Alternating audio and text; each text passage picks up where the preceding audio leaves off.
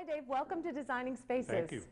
Start off by telling us, what is the most commonly used material for insulation? Well, that would be fiberglass. It comes in a big roll, you unroll it, staple it into the wall cavity, but it has some inherent problems. One of them is it doesn't have a high R value or insulating value, so if you need a lot of insulation, you have to put in a lot of material. But more importantly, it doesn't seal all the little nooks and crannies in the wall. And you may not know this, Kim, but in a 2,000 square foot house, there's over 2.5 miles of nooks and crannies that need to be sealed.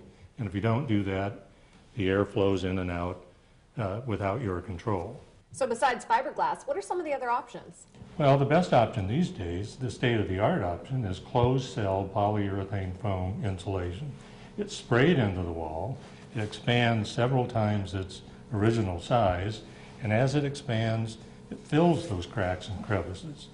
Now that does several things for you. In addition to that, it adds some structural strength to that wall, and that's important if you live in a hurricane zone or an earthquake zone.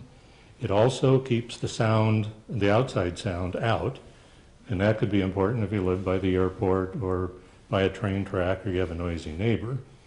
And also important, and maybe even more important, is that it keeps moisture out of that cavity. Without moisture, you don't have mold. Mold's a big issue these days. Indoor air quality is a big issue. And that's why, Kim, it just adds up to a much more comfortable home.